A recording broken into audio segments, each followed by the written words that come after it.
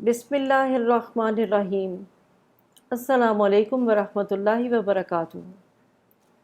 ہم نے اسم کے ٹاپک میں اس کی پہچان پڑھی کہ اسم کی ایک پہچان اس کے آخری حرف پر تنوین ہے، جیسے کتابن، کوئی کتاب۔ یہ نکرہ اسم ہے۔ اگر اسے معرفہ بنانا ہو تو نکرہ اسم سے پہلے الف لام لگا دیں تو یہ معرفہ یعنی الکتاب ہو جائے گا۔ شروع میں الف لام، آخری حرف پر ایک حرکت یعنی تنوین ڈراپ ہو جاتی ہے۔ وسعت کے لحاظ سے اسم کی تیسری شکل وہ ہوتی ہے جب وہ اسم نہ نکرہ ہو نہ معرفہ، بلکہ اس کی پہچان ایک اور اسم کی نسبت یا تعلق سے ہو، جیسے کتاب اللہ، اللہ کی کتاب۔ کتاب کی نسبت اللہ سے ہے۔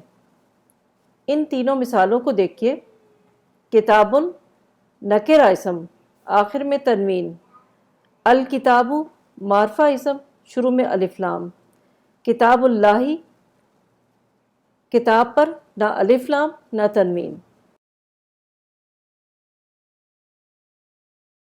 جب کسی اسم کی پہچان ایک دوسرے اسم سے تعلق کی وجہ سے ہو تو یہ دونوں اسم مل کر ایک مرکب بناتے ہیں جسے مرکب اضافی کہتے ہیں۔ مرکب اضافی میں پہلے اسم کو مضاف یعنی پوزیسڈ کہتے ہیں، جس کی الگ کوئی حیثیت نہیں ہوتی۔ دوسرا اسم مضاف الیہ پوزیسر یا اسم کا مالک کہلاتا ہے۔ پوزیسر ہمیشہ حالت جر میں ہوتا ہے۔ مضاف پوزیسڈ کے شروع میں نہ الف لام ہوتا ہے نہ آخر میں تنوین ہوتی ہے۔ مرکب اضافی بننے کے لیے مضاف اور مضاف الیہ دونوں کی شرائط کا پورا ہونا ضروری ہے۔ اردو میں ترجمہ کرتے ہوئے مضاف الیہ پہلے اور مضاف بعد میں آتا ہے، اور ان دونوں کے درمیان ترجمے میں کا کے کی سے دونوں کا تعلق نظر آتا ہے، جیسے کتاب اللہ کا ترجمہ اللہ کی کتاب۔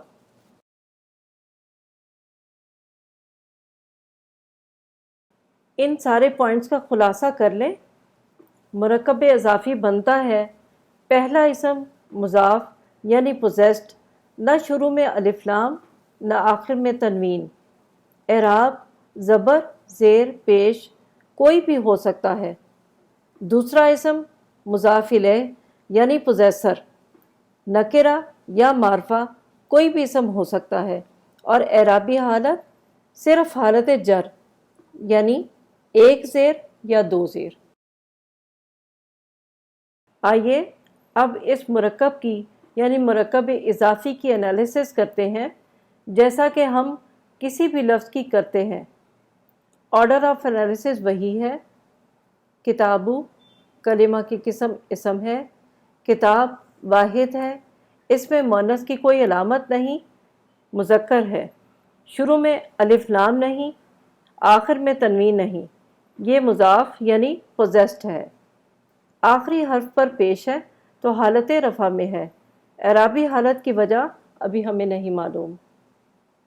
اللہ کلمہ کی قسم اسم ہے، واحد ہے اور مذکر ہے، معرفہ ہے، خاص نام ہے، حالت جر میں ہے اس لیے کہ یہ مضاف الیہ یعنی پوزیسر ہے جو ہمیشہ حالت جر میں ہوتا ہے۔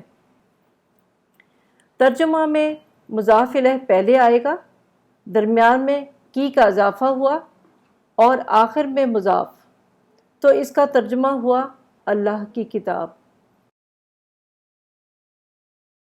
ان گرامر لیسنز میں ہر پہچان کو ہم نے ایک کلر دیا ہے، جیسے اسم نکرہ کی تنوین کو ہم نے بلو کلر کیا، اسم معرفہ کی پہچان الف لام کو ہم نے گرین کلر دیا، مرکب جاری کو ہم نے ریڈ کلر سے انڈر لائن کیا۔ اب جو اسم حالت جر میں رہ جائیں وہ مضاف الیہ ہوں گے اگر ان سے پہلے کوئی مضاف ہوگا، یعنی جس کے شروع میں نہ الف لام ہو نہ آخر میں تنوین۔ آپ ان پوائنٹس کو ذہن میں رکھ کر اب پارہ الف لام میم میں سے مرکب اضافی تلاش کریں اور ان کو ڈارک بلو سے انڈر لائن کر لیں۔ اب تک ہم نے جو کچھ پڑھا ہے اس کی ریویژن کے بعد نیکسٹ ٹائم جب بھی آپ قرآن مجید کی تلاوت کریں تو اس کے مطابق ترجمہ کرنے کی کوشش کریں۔ سبحانک اللہم و بحمدک، अशहदु अल्ला इलाहा इल्ला अंता अस्तगफिरुका व अतूबु इलैक। अस्सलामु अलैकुम व रहमतुल्लाहि व बरकातुहू।